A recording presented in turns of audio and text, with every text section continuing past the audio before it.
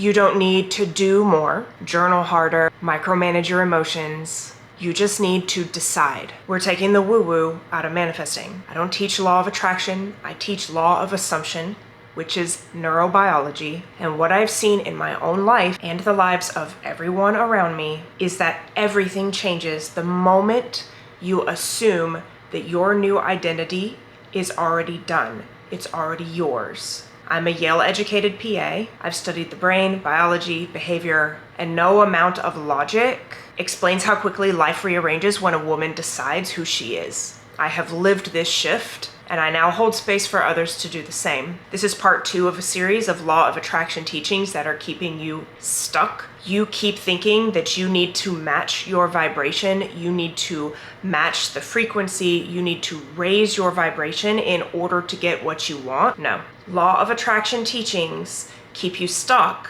because they do not address who you believe you are.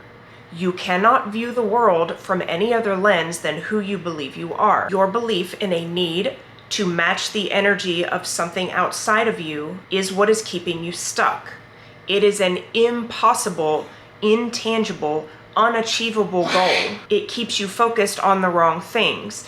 It gives you an excuse to fail because you are never addressing the identity that kept you from having that thing in the first place. Because when you continually do not achieve that thing, you think, I'm still manifesting it. I just am not matching the frequency of it yet. I'm not matching the vibration. My vibration hasn't risen high enough yet.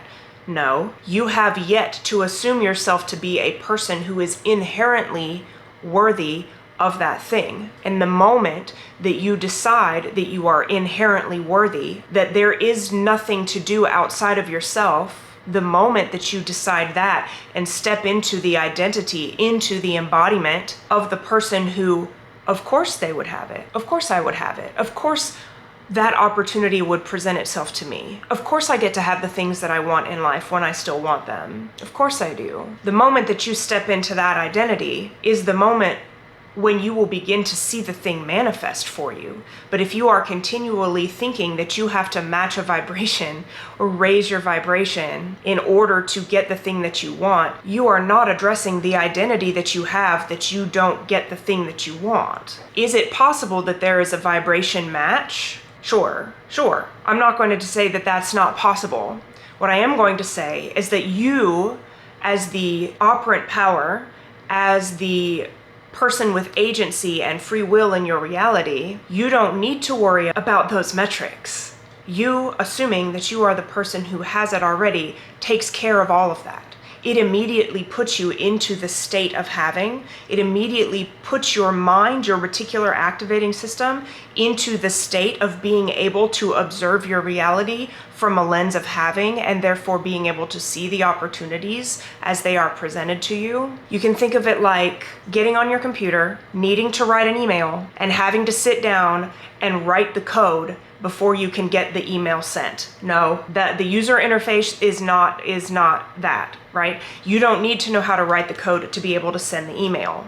It's the same thing with your manifestations. You don't need to know whether or not there is a frequency to match or a vibration to rise to. None of that matters. You don't need to write code. You need to assume yourself to be the person who has it or could inevitably have it. You need to put your mind in the frame of being that person. You need to repeat and saturate your mind with the inevitability of being and having. And whatever the code is, which we don't know, nothing has come down and told us that there's a frequency to match or a vibration. That is all just dogma that has been preached. And it keeps you stuck, and it keeps you trying harder, and it keeps your manifestations inconsistent. And you don't even have to be perfect at an identity shift. Just having the openness to the possibility of something in some cases is enough. That's how I was able to manifest getting into Yale for PA school. I didn't know about law of assumption at the time. I knew about law of attraction. I knew that I wanted to go to Yale for PA school. I had no evidence to think that I'd be the kind of applicant that would get accepted to Yale. I grew up poor. I'm a first-generation college student. I made awful science grades in high school because I didn't care. I'm terrible at math.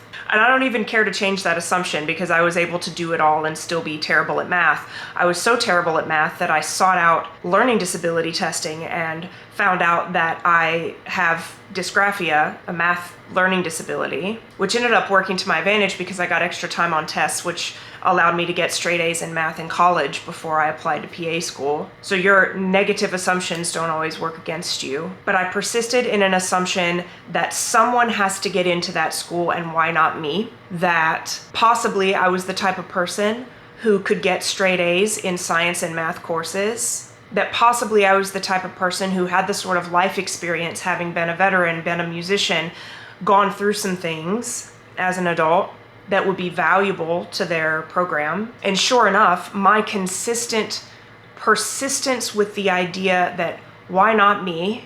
I worked to get straight A's in my prerequisite coursework. I shadowed fields that were interesting to me. I got a phlebotomy certification for my preclinical work, and I applied to Yale. You don't have to be perfect at your identity in order to get what you want. But I was not trying to raise my vibration, and I was aware of that teaching at the time because, again, I was aware of law of attraction. I thought it was utter nonsense, and I still do. Now I just have more information to back up my distaste for law of attraction teachings. You need a new identity. You don't need to raise your vibration. You don't need to be good vibes all the time. You don't need to be happy all the time. You don't need to believe in yourself all the time, but you need to repetitively immerse your mind in the possibility, or even better, the inevitability that that could be you, and begin to embody that state. If I had persisted in the possibility of why not me, but not enrolled in classes, but not studied, but not sought out what at the time I thought would be useful information in the evaluation of my difficulties with math, had I not embodied the person who would inevitably apply to PA school at Yale and be accepted and complete PA school at Yale, had I not embodied every single step along the way, all of the repetition in the world wouldn't have done anything for me. Now, the nice thing is when you repetitively ingrain an identity versus an outcome, for example, I'm just as likely to get into Yale as anyone else versus I got into Yale, I got into Yale, I got into Yale.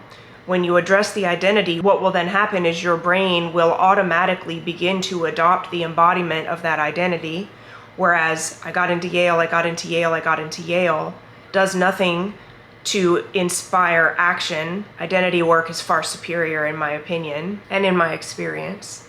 Likewise, after I got out of PA school, I decided that not only did I want to be a six-figure earner, which not all PAs make six figures, I wanted to be a $10,000 a month earner as a PA, which is $120,000 a year is a pretty good salary for a PA. It's not the highest, but it's also pretty good. And then I decided I wanted to be a $15,000 a month earner. That I didn't have evidence for. That's around $180,000 a year.